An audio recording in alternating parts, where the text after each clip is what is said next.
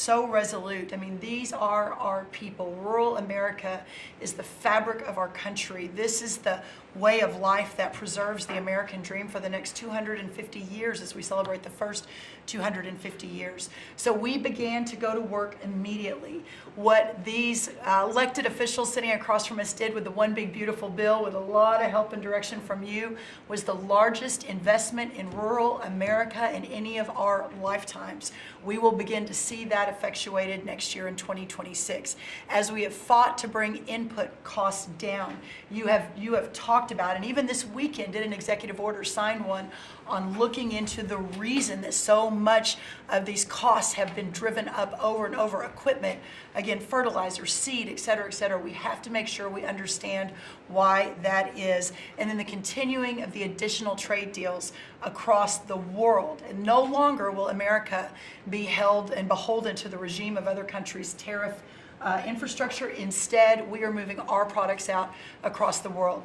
Having said that, and we have been listening to the farmers for the last 10 months, 11 months, sir, that the bridge that is needed to get from the last administration and what basically happened under the last president and the last U.S. Department of Agriculture to this new golden age for farmers, where instead of farming for government checks, they can farm to feed their family and sell their products and pass it on to the next generation, that this bridge is absolutely necessary based on where we are right now. So as the president said, we are very pleased to announce that today we are going to be effectuating an $11 billion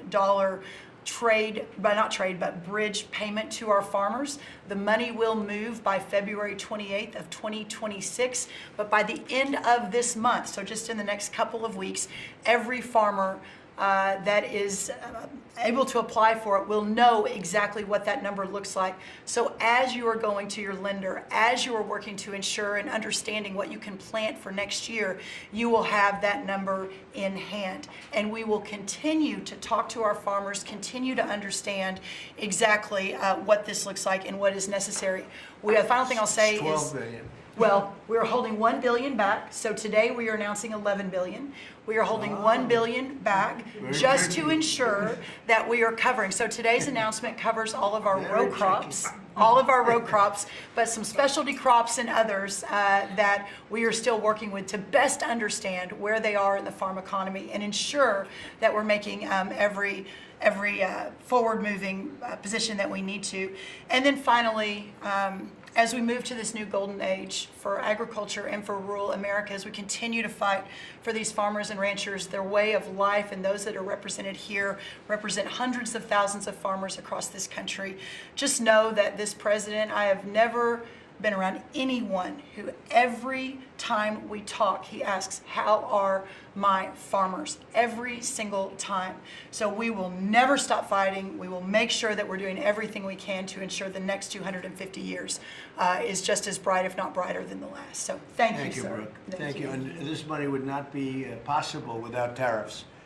The tariffs are taking in, hundreds of billions of dollars, and we're giving some up to the farmers because they were mistreated by other countries for, I don't know, maybe right reasons, maybe wrong reasons. They weren't, they were trying to show us something, and it's really worked out really well. But because of the tariffs, this is possible. The other thing I'd like to add before going to Scott, and I think it's very important, we're going to also give the tractor companies, John Deere and all of the companies that make the equipment, we're going to take off a lot of the environmental restrictions that they have on machinery. It's ridiculous. I know because I buy a lot of that machinery for different things. We have a lot of big clubs with, hundreds, thousands of acres. And I buy a lot of stuff, and you buy it, it's got so much equipment on it for the environmental, it doesn't do anything, except it makes the equipment much more expensive and much more complicated to work. And it's not as good as the old days. And we're going to take a lot of that nonsense off of the equipment, which is going to reduce, and we're going to do it, and we're going to say you're going to reduce the prices. We're not going to do it and they're not going to reduce. They're going to have to reduce their prices because farming equipment has gotten too expensive. And a lot of the reason is because they put these environmental excesses on the equipment, which don't do a damn thing except make it complicated, make it impractical. And you really have to be in many cases, you need about 185 IQ to turn on a lawnmower now. So we're going to take that off, that crap off that they put on Biden mostly. And we're going to take that off. So that's going to make that'll bring down the equipment prices a lot. That's right. And we're going to do that immediately. You're going to work with Lee Zeldin, who's not here. He's doing a fantastic job. And Lee is going to work that out. And that would be most of it. It's crazy. The machines, they're always under repair because they're so complicated that you can't fix them. The old days you used to fix it yourself. Now you can't do that. You have to be a PhD from, let's say, MIT. Okay, so we're going to get that done. Scott, please go ahead. Good. Thank you, Mr. President. Thank you to the farmers to join us today. And I will tell all of you here that when either in person or when we are on a call with President Xi, the first thing the president asking for is more soybean purchases. That's right. We don't talk about geopolitics. We don't talk about trade. It's about soybean We purchases. don't even say hello. We immediately start. Soybean. true. We start with the soybean, please. Could you do a little? It's always could you do a little more? So, and I think President Xi has heard President Trump. This group represents an American way of life that has fed our nation and its spirit for hundreds of years. You are the caretakers of the most productive agricultural country on earth. You drive hundreds of billions of dollars in exports, support millions of jobs, and keep America's economy running strong. And this administration is committed to keeping it that way. By putting farmers first, President Trump is ushering in a new golden age for agriculture. The President's $11 billion relief package for America's farmers comes at a critical time. These direct payments will give producers the breathing room they need to market this year's harvest and plan for next season. This serves as a liquidity bridge during a period of adjustment, supporting the strongest agricultural sector in the world. Add this to President's success in reining in Biden-era inflation, thanks to the administration's pro-growth policies, input costs like fuel and fertilizer are easing, and credit conditions are improving, interest rates are coming down, helping farmers prepare for the next harvest.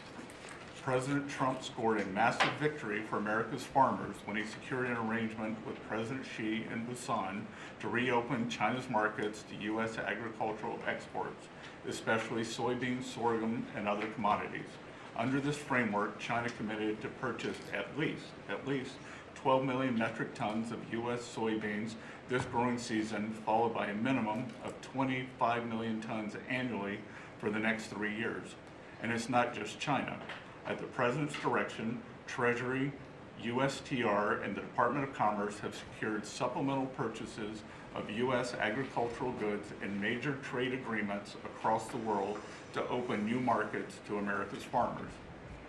The One Big Beautiful Bill also delivered transformative benefits for America's small farmers. It locked in full expensing for farm equipment and 100% expensing for farm structures built during the President's term. I believe Representative Scott and a group in the House, we were originally just going to do factories, and they called us and said, you need to do farm structures too, and the President said, we're all in. And it extended and enhanced much needed relief from the punishing death tax, giving family farms greater certainty as they plan for the next generation. Mr. President, thank you for putting America first by putting your farmers first. Through pro-growth, pro-farm agenda, you are ushering in a new golden age of American agriculture, and Treasury is proud to help in this. Thank you, Scott. You know what we'll do? We're going to go a little faster because the last meeting we had was 3 hours. We're the most transparent group, so if we can go faster, it'll be great. And then we'll take some questions from the fake news. Is that okay? Kevin, go real fast, Kevin. Yeah, I could go really fast, sir. Yeah. Sir, the farm economy, you always ask me to just get a few numbers to put it in perspective. And as I've looked through the incredible performance of these people that work so hard and are such important people for keeping communities alive, the thing that struck me the most, because you and I were here in the White House during COVID, is that during those terrible COVID times, farm production didn't go down. Like these farmers, they went to work every day and they produced so much. But then Joe Biden came in, so we had COVID, and farm production didn't go down. And then Joe Biden came in and he really wrecked the farm economy. And so during Biden's term, 150,000 farms closed, sir. 150,000 farms closed after we went through COVID and we didn't have a problem. Now, why did we do it? Why were we able to do that? I'm going fast. The first is that, do you know that expenses for farms fell 5% while we were here because of all the things that we did, expensing and everything else? But under Joe Biden, they went up 13% because of all, the regulations, energy, everything else. But the thing that really jumped out at me the most is because you had high growth and low inflation. Interest expense for the farm economy fell $120 million per year while you were there in the White House. But under Joe Biden, it increased by $8 billion per year. And so you wonder why it is that we need this $11 billion, maybe $12 billion to build a bridge loan to America's farmers. It's because we know how to fix it, but there really was a hole that was dug in the previous administration. Thank you. Hope it's Thank fast you enough. very much. Good. That was good. That's good. Appreciate it. Senator, please. Yes, sir. No, thank you so much. Thank you for convening us this great announcement and all your hard work for farmers. I think I was reading the clips, and I think yesterday you talked about, Mr. Secretary, about farmers needing certainty, and which is so true. This bridge note is one of those things that provides certainty. I also, as I was reading that, thought to myself, the one thing that farmers can be certain of is the fact that you've got their back, and you proved that through the years in the last administration and now this. I was giving a presentation to the Senate a while back, and I was talking about us having the cheapest, safest food supply of any place in the world. It's not just about the farmers in rural America. And so Marco Rubio was sitting by me prior to coming over here and becoming the great Secretary of State. But he punched me and said, "John, always remind him," he was head of the Committee on Intelligence then. He punched me, he said, "Always remind them, food security is national security." So this is important for so many different reasons. And again, I appreciate you for recognizing that, not only now, but when you were campaigning in your first election, how you treated the farmers in your first administration, and now stepping up. So we look forward to helping you. If we need some additional help, looking to Congress, or whatever, we'll be there for you. So We're taking in so much money with the tariffs now that it's such a pleasure. Without it, we wouldn't be able to help you. We're making our country, we're the richest country in the world now. And, we have a big decision. Hopefully we're going to get the right decision. It's such a big thing in the Supreme Court right now. And we have a lot of bad people opposed to us, people that hate our country. Other countries are involved, some real sleazebags that I know, political sleazebags. And they're trying to take that away from us. And we have other methods, but they're not as powerful. They're not as quick. Some of the wars that I solved wouldn't have been solved using those methods. So it's a very important thing, the tariff. The decision of the Supreme Court's a very important thing. And Scott, we can do it other ways, but it's slow and it's cumbersome, and it doesn't have the power. It doesn't have the national security power that we have. So I hope we're going to be successful. That's all I can tell you. Austin, please. Thank you, John. Well, first of all, President, thank you for the selection of Brooke Rollins as Secretary of Agriculture.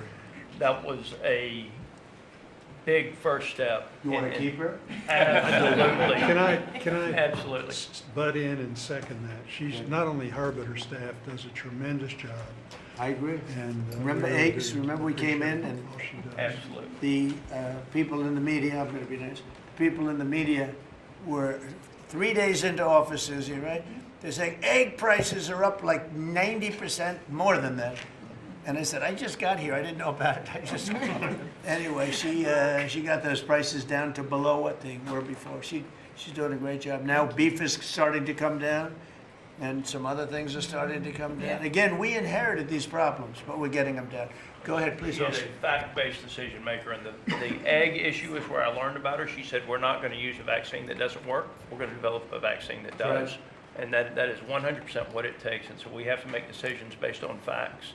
And President Trump the trade issues, I want to thank you for exposing what other countries are doing to us. Yep. I want to mention one specifically for the benefit of Kevin and Scott. I hope they're paying attention to it, but the European Union deforestation regulation, where they are imposing on our landowners rules that were established for Brazil, and now they're telling the American farmer what they can and can't do on their own land through this European Union deforestation regulation. Now, what is it? Explain that. They are telling the American farmer that if their timber is cut and they are going to use that land for pasture land or for production agriculture, that they will not take the timber or the byproducts from the sale of that timber. And I have talked with James a little earlier about we need to make it clear to Europe, Mr. President, If you could give me a 2-paragraph statement on that, I will give that to them, and they will do what they have to do. Yes, sir. We're always helping them, and they do this kind of stuff, and you know, they pass little regulations that cost billions of dollars. It takes them 2 minutes to do it. They do it. Very tough, no good. You give me a couple of paragraphs. That's all. We don't have to do a lengthy study, and I'll get that changed fast. Okay? Thank you very much, President. We love you. It's incredible. It's incredible. I mean, every day it's something else. A country that can't feed itself doesn't know what freedom is. And so thank you for making sure that our farmers have the tools that they need so that we as a country can feed ourselves. Well, just what you said to me about, you know, the European Union. Now, that guy's the European Union, right? We have to be able to act quickly with tariffs. We can't just, you know, go to a committee, go to a study that takes 7 months and talk. We got to be able to act quickly. So thank you very much. John? So, thank you. I think that's the message from Farm Country is thank you very much. You know, in the Working Family Tax Relief Act, or as my young staffers call it, OB3, there is a tremendous amount for farmers and ranchers. You mentioned the credit as far as estate tax, which is so important. You analyzed it just right. But also in there, we enhanced ARC and PLC, which is a countercyclical safety net, thanks to the strong leadership of Senator Bozeman and our colleagues in the House. We also included the Farmer Act, which was my bill to make crop insurance more affordable. These tools will kick in next year, Mr. President, in a big, big way for our farmers, big time. And people aren't even really looking at it yet, but it's going to be a very big deal. So today is all about bridging to get there. And I want to thank Secretary Bassett and Jameson Greer. They're tremendous, and they're negotiating hard out there for farmers and ranchers. And I know it's because you're setting the tone. But this is that bridge, and so we need to come back to Secretary Rollins. Thank you. Your leadership on this was vital. And Mr. President, you're right, they love you in Farm Country out there. All you have to do is drive out and see the flags and the signs all over the fields. On the hay bales, right? It's a great honor. They're great So, people, the best people. This is really important. Really important for our farmers and ranchers. Thank you very much. You're doing a great job too, John. Thank you. And whatever we need, we get through the Senate, we get through the House, we'll get it done. I think we'll start maybe with Court Hollow, and you come from a place that I'm very happy with. I hail from the great state of Iowa. You know, I'm surrounded here by some of the greatest farmers in the area, and from across the country. Anything from rice farmers, we've got all sorts of cotton farmers, everything. Everything is here represented so well. And first off, from me, I want to say thank you for this bridge payment. It's Christmas early for farmers. And just to kind of have an icebreaker here for the story, I've got a 2-year-old little boy at home. 2-year-old little boy and a 4-month-old little girl. And the other day I was reading my little boy a story at night, putting him to bed, and he said, "Daddy, I don't want Santa Claus to come to our house for Christmas. I want President Trump." and I think, Mr. Trump, I think you brought Christmas to farmers. With this bridge payment, we'll be able to farm another year, help us get by. It's such an honor to be here with you. I lost my grandfather and a hired hand in 2002 in a farming accident. And he instilled in me at an early age to love the land, to take pride in what we do. Was that a machine It accident? was a machine accident. And it gets in your blood to farm. It's in our blood. Despite what happened, I want my 2-year-old to farm. I want my 4-month-old daughter to have an opportunity. And what you're doing here in DC is working. You have a backbone to stand up to other countries for trade. You're getting things done. Tax provisions. I'll be able to potentially pass on a farm to my children because of you. Ethanol. You're working for ethanol, trying to get E15 year-round. We're dealing with California, Prop 12. Let's continue to work on that. I think we can have a lot of domestic product used here in the country, and we can keep America first, and you're good at that. That is who you are.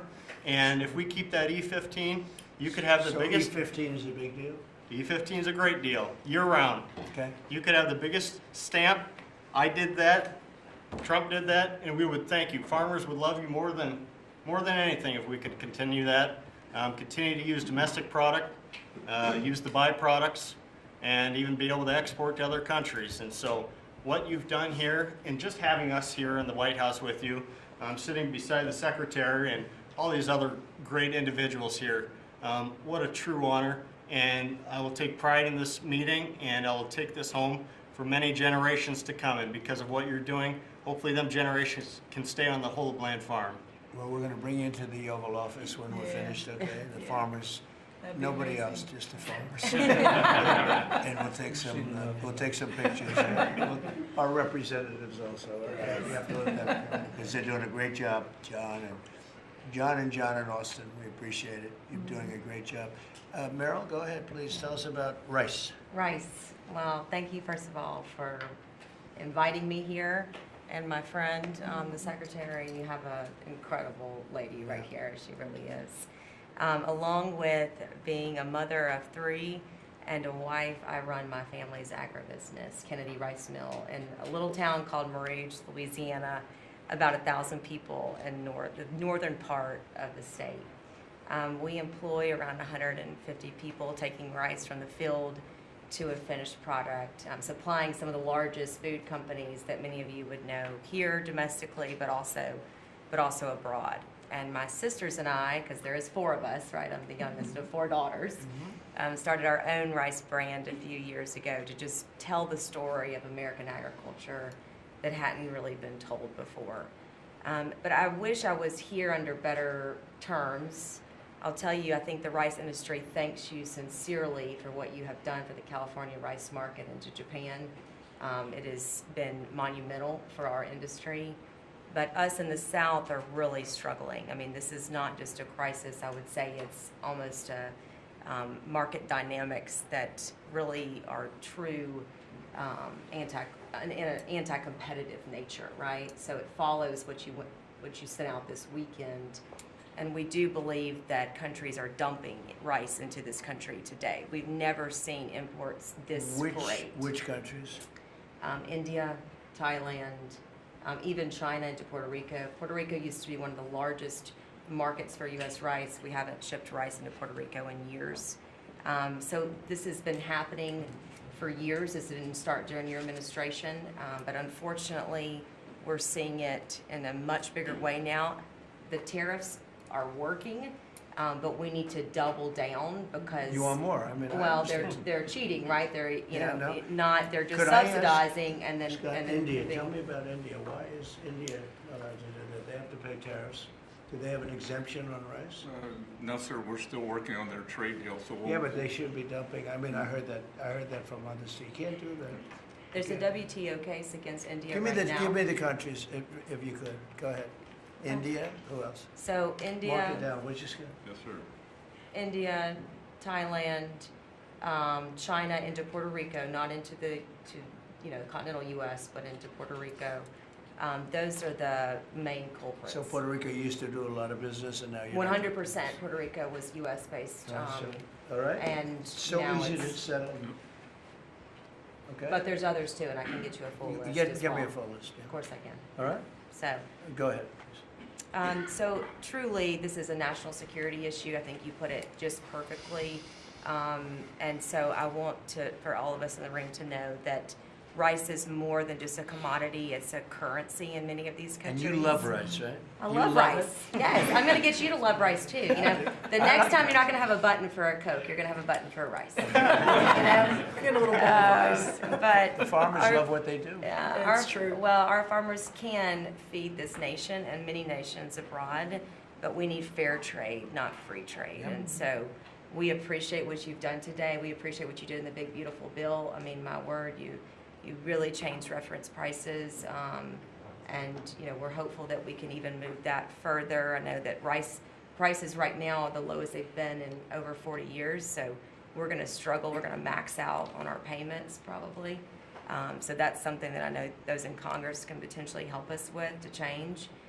But again, we appreciate everything you're doing. That's solved so quickly with tariffs to these countries that are illegally shipping.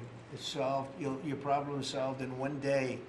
That's why we have to win the Supreme Court case. In one day, that problem's solved. It's so unfair. They go out of business. They put everyone out of business. That's what they did to our car industry. We lost more than 50% of our car industry because of that. We lost our chip industry. It went to Taiwan because of that. If you had a president that said, no, you can't do that, it's 100% or 200% tariff on chips if you make them outside of the United States, we would have never lost our chip industry. But we're going to have 40 or 50% of it back very shortly because they're all coming in now from Taiwan. They're building chip companies. But it's the same thing with rice.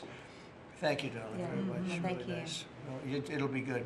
We'll Thank you. get it solved very quickly. We just need the countries. We just give us the names of the countries. Yeah. Tariffs, They again, own the it largest solves the problem in 2 minutes. Yeah, they've bought the largest brands at retail too, right? So they have an incentive to subsidize their products so that they can keep it on the Yeah, shelf. who did that? The Indians own the two largest brands. They won't take care of it. It's Thank you. it's so easy. So, do you have any questions? Yes, President Trump. How are How you? about keeping it on farming? Your team answered all of my questions on farming, but I do. Something, yeah. Do you have a farm Mr. question? President, in the interest of affordability with this aid package, I assume that that's something you want consumers to see before midterms next year. How quickly will that affect prices at the grocery store? Well, I think the prices are going to be going down already. I mean, the prices are way down. We brought prices way down from what it was.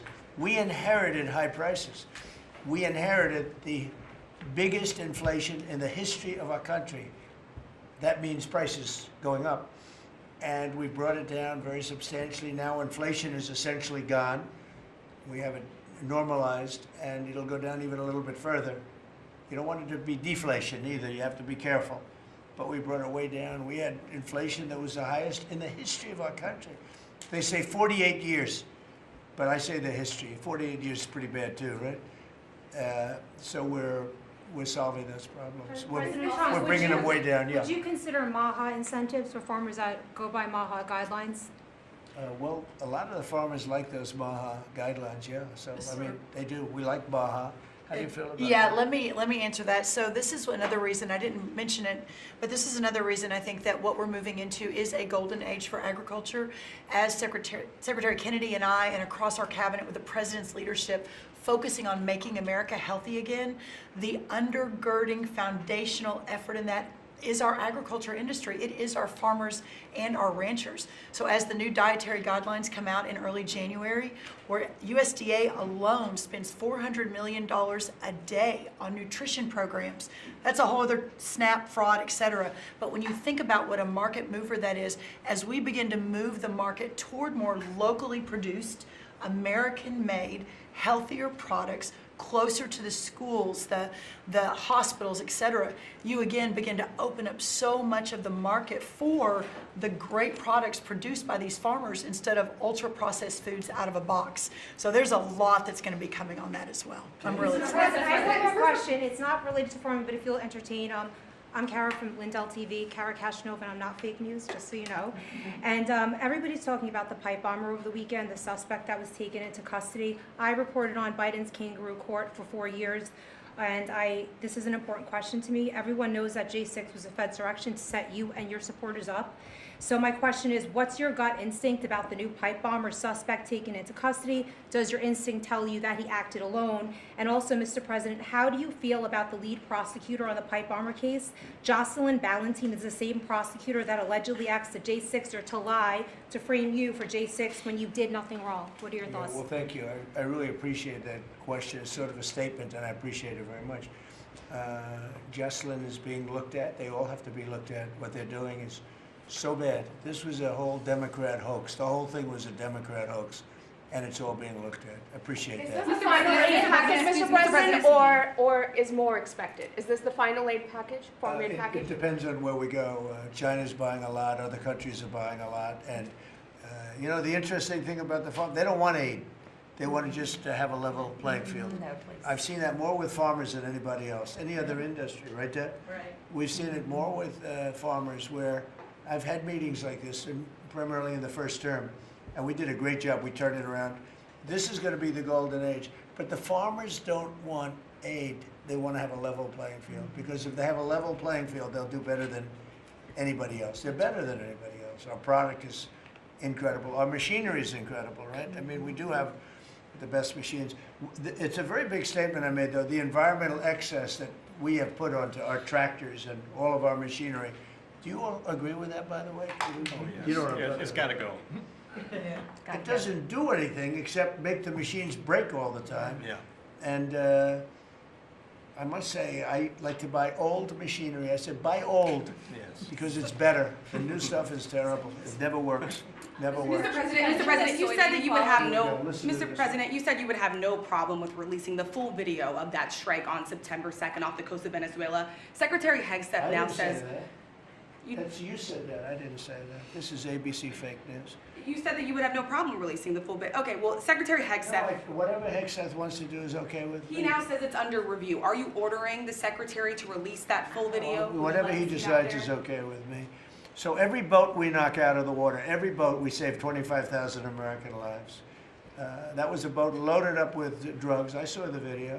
They were trying to turn the boat back to where it could float.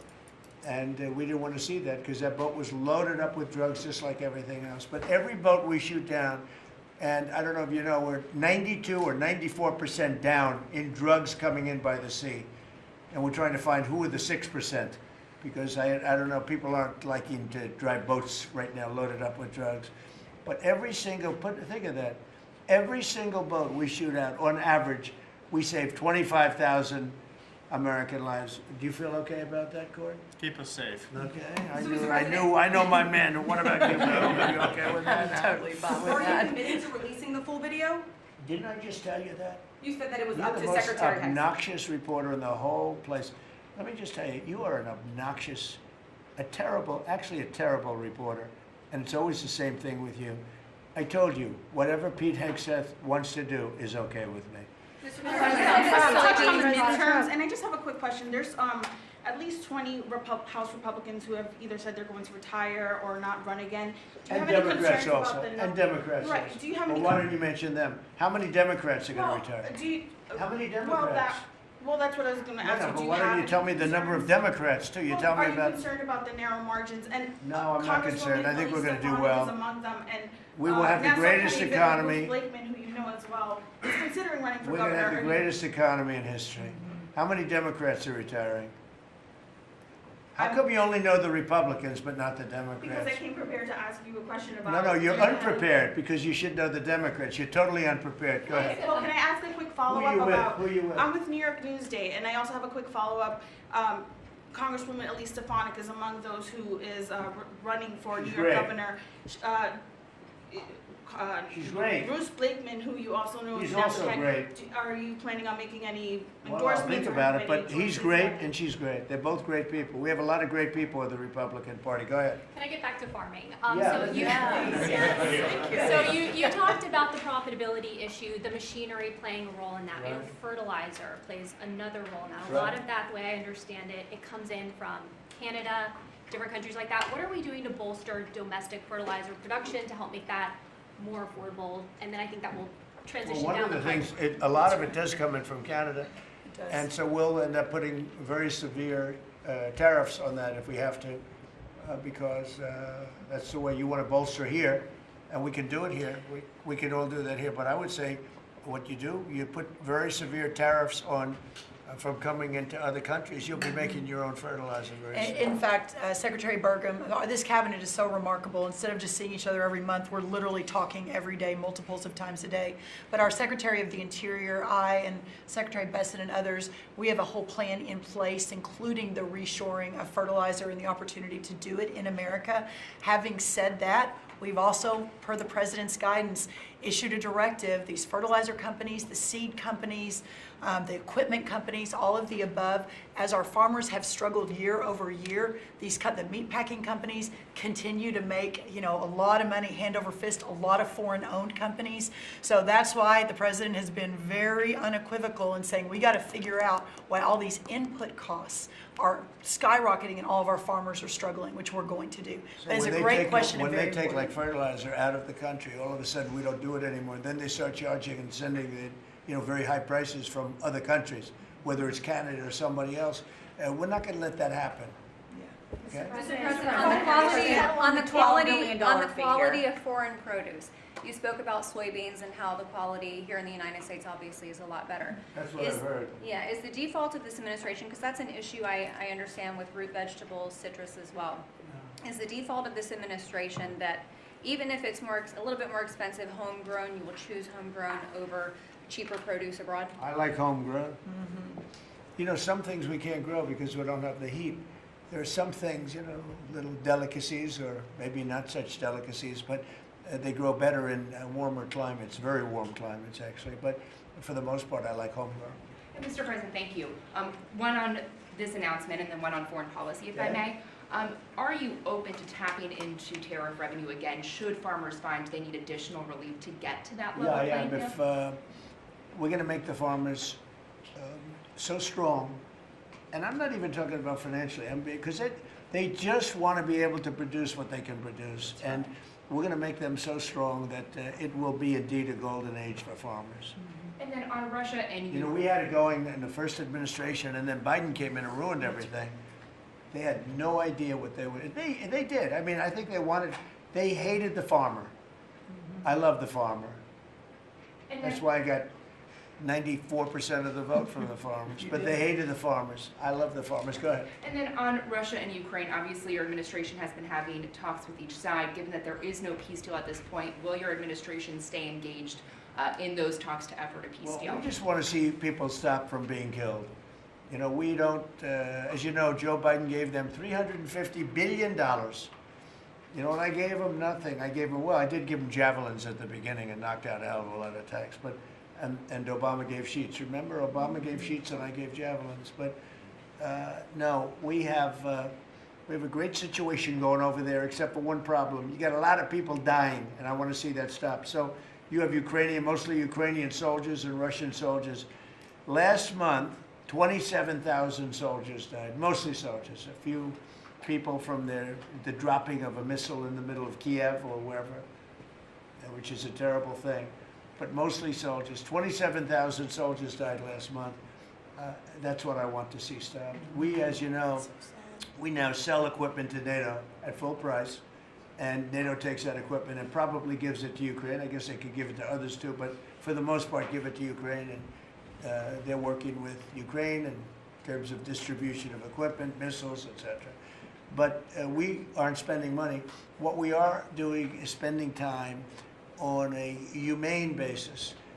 We want to see if we can stop the killing of 27. It would have never happened. This war would have never happened if the election weren't rigged. If I were president, this war would have never happened. President, you talked a lot about the soybean purchases. You talked a lot, obviously, about China's soybean purchases. Some lawmakers from North and South Carolina have raised concern that U.S. tobacco farmers were told that China would not purchase flu-cured tobacco this year. Has that come up in your conversations at all? No, I haven't heard that, but we're doing well. The tobacco people, because of the deals I made, they're doing very well. But that could be, and if it's the case, I can get it solved very quickly. Do you know, President Trump, let us know how you settled on this $12 billion or $11 billion plus $1 more billion figure? We looked at how they were hurt, to what extent they were hurt. We did a very, steady progression of charts, and we figured out a very exact number, and it was about $12 billion. Okay? President Trump, if you had one Christmas wish for America besides making American farmers great again, what would it be? I would say very simply, you know, I go by a statement when people ask that question. Remember that question was asked to Ted Kennedy, and they said, well, what are you going to do to make America great? And he couldn't answer the question. I have a very simple, we're going to make America greater than ever before, and we're going to do it through a series of tariffs, intelligent taxes, and incentives. And our country has never been stronger. We've never had anything like coming in. We have $18 trillion coming into our country right now.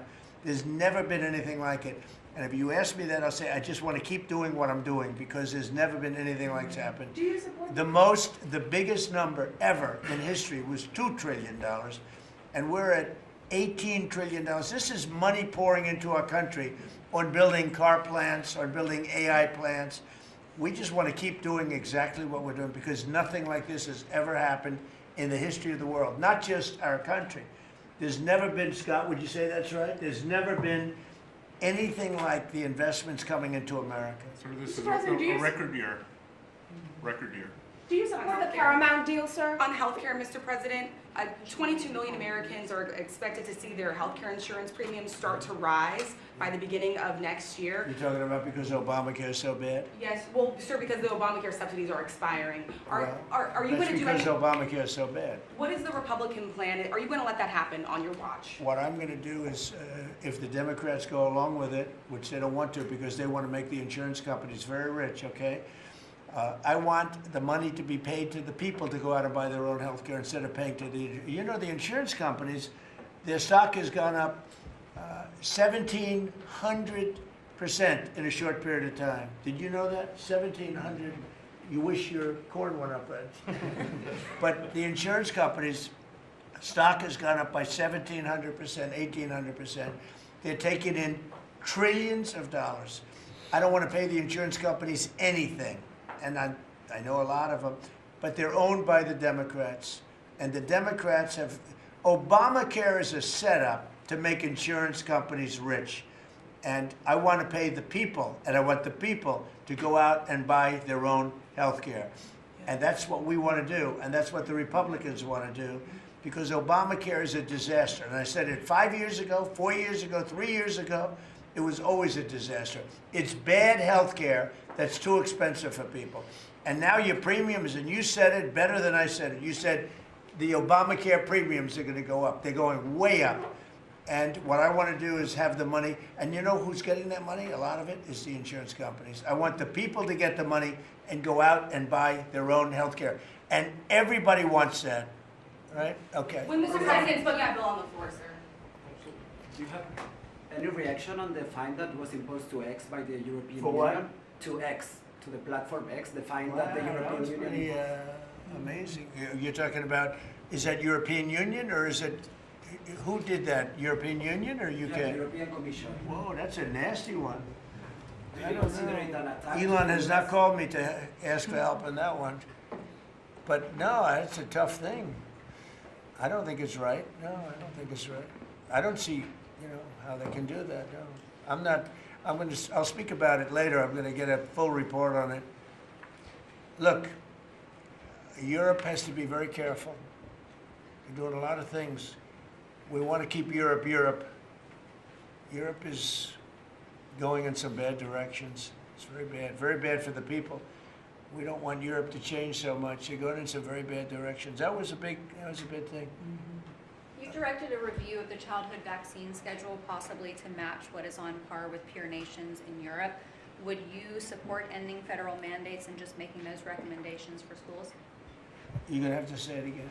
As far as the vaccine Louder. As far as the vaccine schedule for children, would you support ending the federal mandates and making it optional for schools? Well, we're looking at a lot of things having to do with vaccines and with the different. I think we take like 88 different shots, all wrapped up in one big glass of stuff like that. and we're going to be reducing it very substantially. Do you support the Paramount It'll be safe, bid, Mr. but we're President? going to be reducing it very Do you substantially. support the Paramount bid for Warner Brothers that came I don't this know enough morning? about it. You spoke about Netflix last night, saying you have concerns about them. I know the companies very well. I know what they're doing, but I have to see what percentage of market they have. We have to see the Netflix percentage of market, Paramount, the percentage of market. I mean, none of them are particularly great friends of mine. You know, I want to do what's right. It's so very important to do what's The right. Paramount deal was supported by Jared Kushner, Mr. President. Would that impact your decision? If Paramount is, I don't know. I've never spoken to him about it. He's really trying to work on Gaza. I think Gaza's his primary thing is Gaza. If you're making house visits on Christmas Eve, as he suggested, does the beast need to be fitted with sleigh rails? You want to answer that question? Absolutely. We should put sleigh rails on the beast, yes. Madam Secretary, do you support that? Go ahead. That Republican plan that you just talked about when it comes to health care, when do you expect Republicans to put that We're on? looking at it very strongly, and we're also going to the Democrats and asking them to do it. The Democrats want to make the insurance companies rich. They're all paid off by the insurance companies. A tremendous amount of the insurance company funding goes to Democrats. Why don't you ask that question of the Democrats? Because I would love to do it. I'd love all of the money to go to the people. They go to the people. You know, I put that out 2 weeks ago. It became #1 viral. People love it. I want the money to go for healthcare, to go to the people and let the people buy their own healthcare through an account. They can buy their own healthcare. And everybody loves it, except for the Democrats. And you know why they don't? Because they're paid off by the insurance companies. Okay, what else? Yeah, Alina Habba says she's stepping down as U.S. Attorney for the District of New Jersey after the courts disqualified her. Do you have any comment on that? Well, she's not disqualified. You've got a blue slip thing that's horrible. It's a horrible thing. It makes it impossible to appoint a judge or a U.S. attorney, and it's a shame. And the Republicans should be ashamed of themselves that they allow this to go on, because I can't appoint a U.S. attorney that's not a Democrat, because they put a block on it. So if you appoint in Virginia or in New Jersey or in California a U.S. attorney or a judge, I mean, a judge situation is ridiculous. The only people that you can get by are Democrats, because they will put a hold on it. If I put up George Washington and Abraham Lincoln to be U.S. attorney in New Jersey, or to be U.S. attorney in Virginia, we have Democrat senators, they will not approve them. And this is a gentleman's agreement that's lasted for too long, and it doesn't make it, especially in light of what's going on today. It means you can't appoint a Republican U.S. attorney, and we don't play the same game with them, but they do. And I hope that somebody speaks to Senator Grassley about doing something about the blue slip, because I'm telling you, John, I put up great people, top people, highest education, the best lawyers to be like U.S. attorney, and both senators. It only takes one, but if they're Democrat senators, they say we're not going to approve it. I had a couple of them say, why don't you appoint Democrats? All because Senator Grassley, with his blue slip stuff, will not let anybody go by. By the way, the Democrats have violated the blue slip provision on numerous occasions, but we don't do it. And what it means is, I guess I just have to keep appointing people for 3 months and then just appoint another one. And it's a very sad situation. We're losing a lot of great people. We have about 7 U.S. attorneys who are not going to be able to keep their jobs much longer because of the blue slip. Because unless, I think I know why they did that, to protect their ass. Okay, that's why they did that. But it should be done away with. I want to be able to appoint the most highly educated, the most respected people. They can't keep their jobs because of the blue slips. Terrible. Okay, thank you very much, everybody. Thank you. The farmers, let's come into the Oval Office. All right, Deb, come on. We're going to go into the Oval Office. You're going to see what a real office is. Yeah, keep your little... Thank you, press. Let's go, let's go. Keep Thank these. you. I keep them. Tyler. Keep going. Thank you, press. Hey, Tyler. Thank you, press. Let's go. Let's go, thank you. Thank you, press. Keep going, keep going. I know. Thank you. Hey, Deb, Thank you, agree with me press. on blue stuff. You know I cannot appoint anybody. Huh? I can't appoint anybody. Everybody I'm appointing, their time is expired, and then they're in default.